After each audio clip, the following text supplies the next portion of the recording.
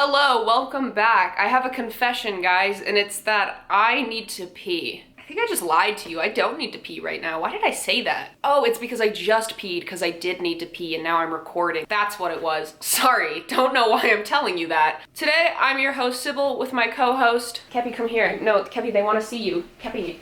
So my other co-host, Keppy, does not want to be on screen right now and we're not gonna make her. So instead, enjoy this photo of what is the co-host. We also have another special guest that's not in the room. It's my Canadian girlfriend who is the one that sent me all these confessions. We were on FaceTime when I started collecting stuff for this video and she said, wouldn't it be funnier if I sent it to you so you have no idea what it is? All I know is that they're all pulled from the Reddit confessions page. Let's get into it. My bully asked me to bring my mom's panties. I was I tried to start reading that and I just was baffled by the title again. I was frequently bullied by a guy when I was in high school. One day he saw my mom when she came to drop me. He was quite attracted by her charm. Weird sentence. Next day he beat me again for no reason and then told me to bring my mom's panties, else he'd beat the hell out of me. That's Jesus Christ! Wow. I was very scared and told everything to my dad and we made a plan. Oh, I love where this is going because I was like, at first I was like, oh, this is really sad, but little plan hatching. My dad brought some new fresh women's panties from store and started wearing them and went to his blue collar job every day. In the evening, he handed me those panties full of his sweat and farts.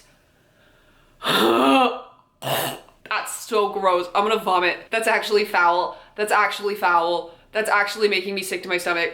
It's hilarious, it's a great plan. It's weird as fuck, but it's the way he said full of his sweat and farts. I gave them to that guy and he sniffed them with lust. He used to take them to his house to jerk. He told me that he won't return them and I pretended as if I was scared and agreed. I don't know where he is now, but if he ever came to know about this, then he'd probably lose a fraction of his sanity in his head. I lost my sanity reading that. Just the idea, just the thought of how that must smell, and he liked it. And I know panties are a kink for a lot of people, and I know some people like really nasty, dirty, worn, sharp-streaked, just panties, and I just, I'm glad you were able to talk to your father and do something to get out of getting beaten up, but oh my god, I feel sick to my stomach. I made coffee for this video. I don't even want to drink it. My girlfriend sent me this. What if this is a hint?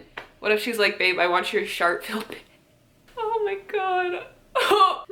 It started really sad and now I'm just disgusted. Fresh out of high school, can't tell my lefts from right. I know a lot of people who actually still can't. It's everybody who drives in Colorado. Turn on your blinker. I say that like I have a car right now. I don't. It's in Washington. I know this is stupid, but I constantly get my lefts and right confused. I'm 18 and graduated high school, had a decent GPA, was renowned for being the best at math in every friend group I was a part of, aced physics, but I can't tell my lefts from rights. Is that normal? Like 50% of the time. In fact, the overwhelming majority of the time when I say left, what I meant to say was right. I repeatedly embarrass myself in front of my friends by referring to the wrong direction. I've been a nuisance when driving or going anywhere and it hasn't gotten better. Am I just stupid? Hey, you're not stupid, bucko. Listen, everybody has their own special quirk that makes them seem a little dumb, but they're not really dumb. It's just their own special little thing. We all have some. Keppy, stop eating your beans. I'm confiscating you. You're confiscated. She was biting her beans and it was bothering me because I know they just do that, but sometimes I think she's gonna hurt her beans.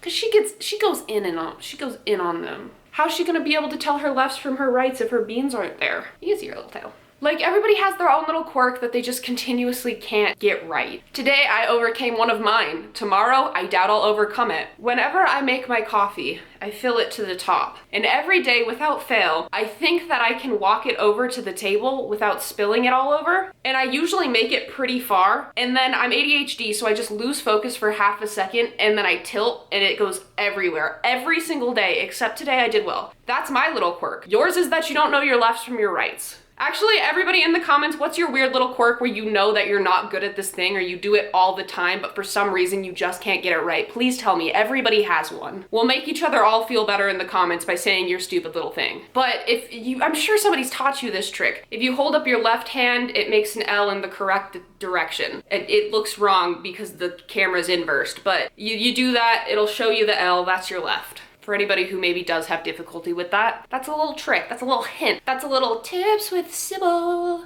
Sybil's tip. was so stupid. Don't drink my coffee, Kepi. You're already enough. Can't stop thinking about which dinosaurs probably had huge flopping...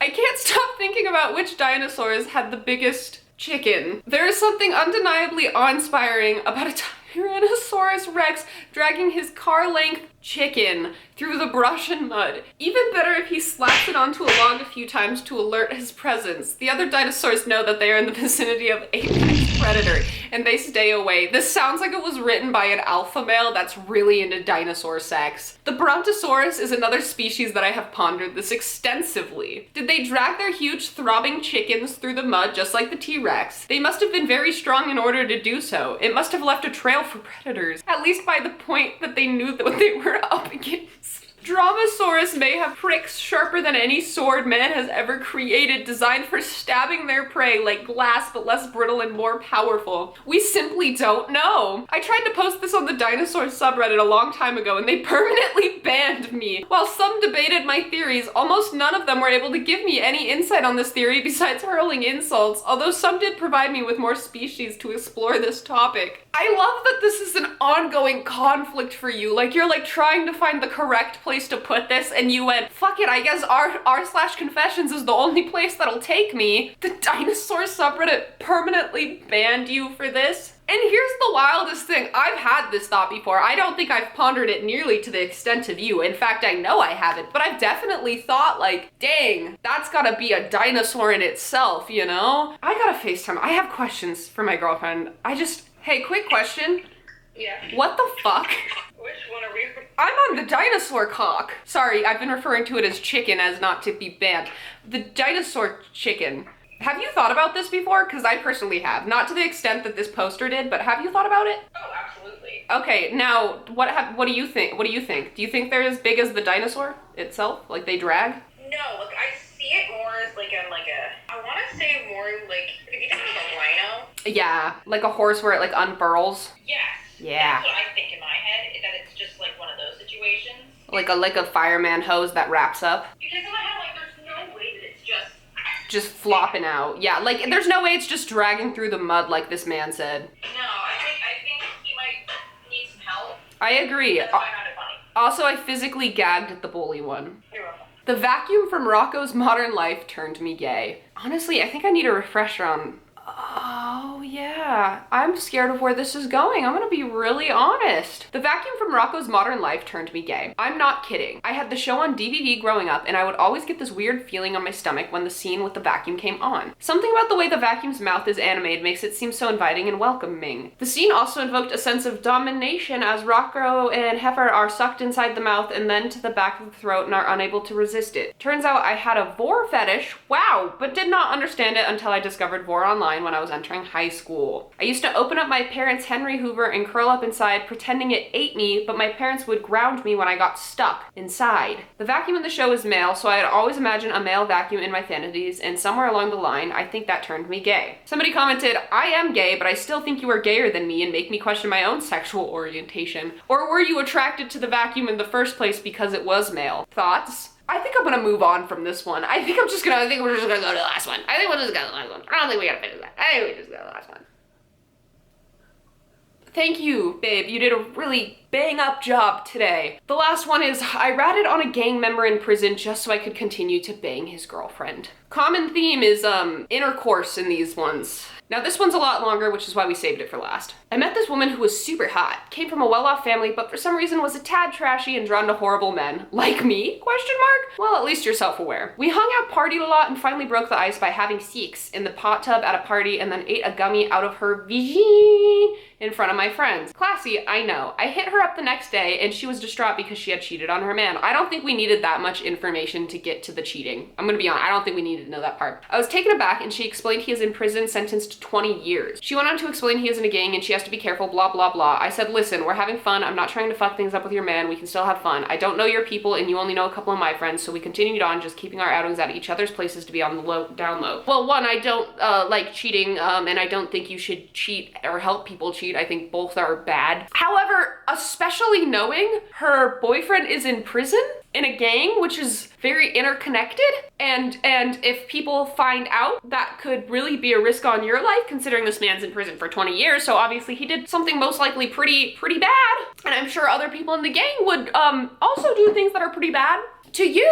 When we started hooking up, 50% of the time it was like clockwork. Her boyfriend would call her while we were in bed. She would tell me not to make a peep, and I would listen to this man basically berate, threaten, and demand to know if she is cheating on him. His stupid effort to use black folks slang was also ridiculous. Just pure trash human. She would basically cry and tell him no, she loved him and he was the only one, blah blah blah. After he hung up on her, she would be worried and totally broke the mood. He was screwing up my nut 50% of the time. I don't feel bad for you. I asked her how in the hell he was able to call her so much. She told me they have contraband cell phones in his cell. I asked her how many times did he call, and her response was at least 10 times, most to berate and verbally abuse her, and other times he would tell her to talk dirty to him, and sometimes on speaker so his cellies could hear it and jack off. A real winner, but she let it happen and tried to tell her to do better, etc, etc. So everybody's horrible so far. Not a single person in this story is good so far. The last time it happened was the final straw. I was full mode about to bust and her phone rings. She jerks away from it to immediately answer. I just get pissed, get dressed, and leave. Total bullshit. While driving back to my house, I got to thinking, what if I create a fake Gmail account and send a message to the prison about the phones? I got home, made the email account, and tried to Google email addresses to the prison. Nothing was coming up. I clicked on the website listed and went to the site and found email addresses to different departments, but I decided to send it to the warden.